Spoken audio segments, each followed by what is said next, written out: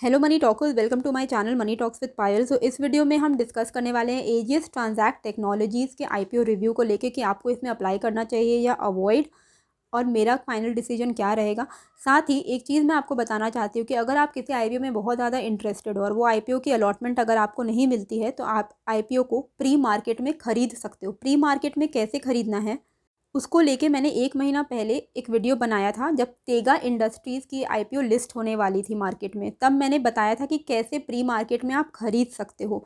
बहुत सारे डीमैट में प्री मार्केट में ख़रीदने का ऑप्शन नहीं होता है, लेकिन ज़ीरोधा आपको ये ऑप्शन प्रोवाइड करता है। तो आप चाहो तो ज़ीरोधा में अकाउंट खोल सकते हो। जो लिंक है आपको description box and comment box दोनों में मिल जाएगी। साथ ही एक और एडवांटेज ये भी ज़ीरोधा प्रोवाइड करती है कि जो ब्रोकरेज है, अगर आप इन्वेस्टमेंट पर्पज़ के लिए कोई शेयर्स खरीदते हो तो बिल्कुल भी फ्री हो जाते हैं, ज़ीरो ब्रोकरेज लगता है, तो वहाँ पे भी आपके काफ़ी सारे पैसे बच जाते हैं। तो वो वीडियो आप जाके ज़रूर देखिएगा कि तेगा इंडस्ट्रीज़ में कैसे मैंने आपको विथ एग्जांपल दिखाया था कि कैसे आप प्री मार्केट में आप कोई भी आईपीओ खरीद सकते हो। अगर आप उस आईपीओ में रियली इंटरेस्टेड हो तो खरीद भी सकते हो एंड प्री मार्केट में आप सेल भी कर सकते हो।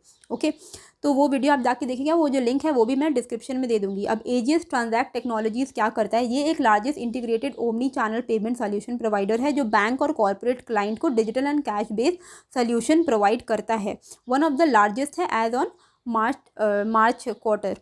अगर इसके 3 बिजनेस वर्टिकल की हम बात करें तो 3 बिजनेस वर्टिकल इनके payment solution, banking automation solution and other automation solution है, जहां वो कस्टमर्स को retail customers, petroleum and colour sector के कस्टमर्स को केटर करते हैं।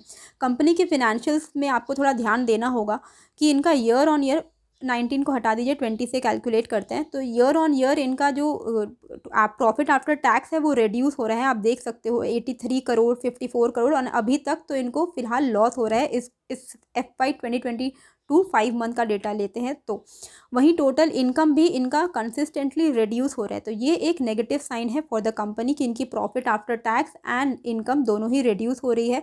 कंपनी ने अपना प्राइस सेट किया है 166 से 175 पर इक्विटी शेयर। ओके, अब अगर आप इसमें एक चीज़ ध्यान दोगे तो इनके जो 2 प्रमोटर है, एक है mister Ravi B Goyal and एक है Vineha enterprise private limited. Company ये जो आईपीओ लेके आ रही है वो कम्प्लीटली ऑफर फॉर सेल है। तो मिस्टर रवि बी गोयल के पास कितने शेयर हैं आप यहाँ देख सकते हो। ओके, ये कम्प्लीटली रवि बी गोयल ये कम्प्लीटली सारे के सारे शेयर्स ऑफर फॉर सेल में दे रहे हैं। तो one of the main promoter जो कि मिस्टर रवि बी गोयल हैं, वो सारे के सारे शेयर्स को ओएफएस में दे के एग्जिट कर रहे हैं कंपनी से। तो ये भी एक पॉइंट है जहाँ पे आपको ध्यान देना है। It is a negative point. Okay, complete offer for sale plus the main promoter वो पूरी की तरह पूरी 100% एग्जिट कर रहे हैं स्टेक को बेच के। इनका कॉस्ट ऑफ एक्विजिशन नील इसलिए लिखा है क्योंकि वो कैलकुलेट नहीं कर सकते, इनकंसिडरेबल है, विच मीन्स कि उनका ही कंपनी बनाया हुआ है तो कुछ खास उन्होंने पैसे पे किए नहीं है।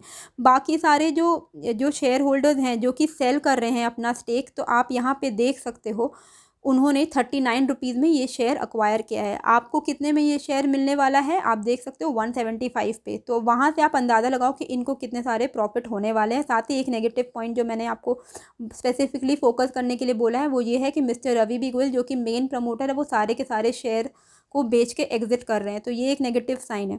साथ ही कंपनी ने अपने आरएचपी में ये भी कम्प्लीटली बहुत क्लियरली ये चीज़ कहा है कि कंपनी की जो कैश यूज़ है वो डिक्रीज़ हो रही, कंपनी का मॉडल कैश बेस्ड है। ओके, तो जैसे जैसे डिक्रीज़ इन कैश यूज़ होगा, जैसे जैसे लोग यूपीआई में ज़्यादा जा रहे हैं, डिजिटल पेमेंट मोड में ज़्यादा जा रहे हैं, तो इससे इनका बिजनेस अफेक्ट हुआ है, आगे भी होने के चांसेस है। तो जितना ही आपका UPI and digital payment mode बढ़ेगा उतना ही कैश वाले जो बिजनेस है उनको अफेक्ट होगा। ये कंपनी ने भी क्लियरली कहा है, एडवर्सली उनको इफेक्ट हो सकता है। साथ ही इनके एक चीज़ और आपको ध्यान ये देने की, कंपनी के जो जो मेनली रेवेन्यू आती है वो 3 बैंक से आती है, ICICI, axis bank and bank of Baroda से।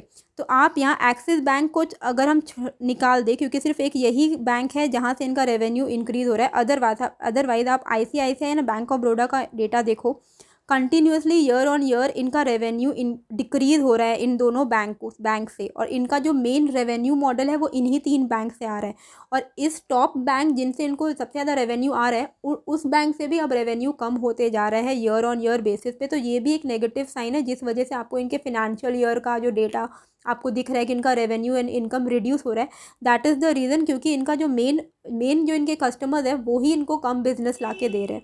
तो कंपनी ने ये भी कहा है कि क्योंकि इनके पास लिमिटेड कस्टमर्स हैं जो कि जहाँ से इनको मेजॉरिटी इनकम आता है, अगर वो उनमें से कोई भी एक कस्टमर आउट हो जाता है या फिर if they lose any customer, तो इनका रेवेन्यू काफ़ी ज़्यादा इम्पैक्ट करेगा। और आप देख ही सकते हो कि रेवेन्यू डिक्रीज़ हो रहा है ICICI bank and bank of Baroda, जो कि इनके दो मेन कस्टमर्स हैं। साथ ही एक और चीज़ आपको जो नोटिस करनी है वो ये है कि कंपनी के अगेंस्ट अभी ये जो कॉलम है यहाँ पे आपको नंबर ऑफ़ केसेस दिखेंगे, और ये जो कॉलम है आपको यहाँ पे नंबर ऑफ़ अमाउंट इन्वॉल्व दिखेगा कि कितने पैसे इन्होंने इनके केस में लगे हुए हैं। तो कंपनी के अगेंस्ट काफ़ी सारे केसेस चल रहे हैं, लिटिगेशन चल रहे हैं, यानी कि लॉ जो फाइटिंग चल रही, कोर्ट केसेस चल रहे हैं। तो आप देख सकते हो कितने सारे केसेस इनके चल रहे हैं। Total criminal proceeding in company के अगेंस्ट 10 है, रेगुलेटरी प्रोसीडिंग 24 है, 35 टैक्सेशन केस है, काफ़ी ज़्यादा अमाउंट भी इन्वॉल्व है।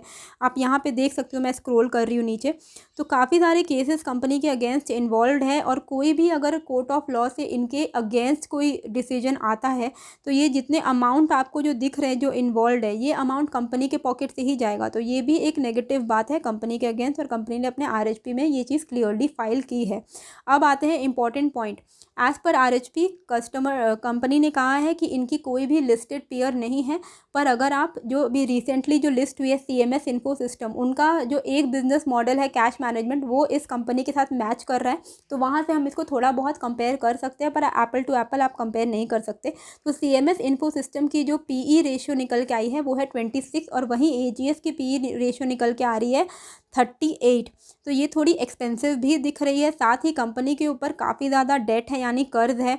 कंपनी लॉस पोस्ट कर रही है फ़िलहाल अभी तक तो, और इसका जो रेवेन्यू एंड इनकम है वो भी डिक्रीज़ हो रहा है। और कंपनी के ऊपर इतने डेट हैं फिर भी प्रमोटर जो हैं वो पूरे के पूरे एग्जिट कर रहे हैं। तो ये एक बहुत ही बड़ा नेगेटिव साइन है जिसको आपको इग्नोर नहीं करना चाहिए। इसका मतलब ये है कि सिंपल कंपनी का जो प्रमोटर है जिसने कंपनी को बनाया वही एग्जिट कर रहा है, वो इतना हेडेक ले ही नहीं रहा है डेट वेट का, तो वो पैसे लेगा और वो एग्जिट हो जाएगा इस बिज़नेस से, तो आपके माथे में ये शेयर आ जाएंगे।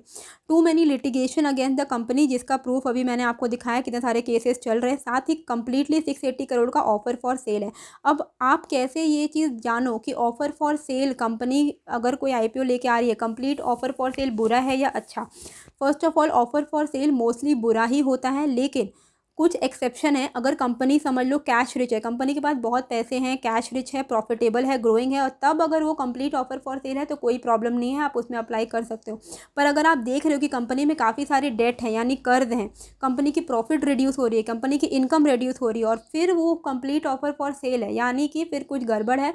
आपको थोड़ा सोच समझ के ऐसे IPOs में अप्लाई करना चाहिए।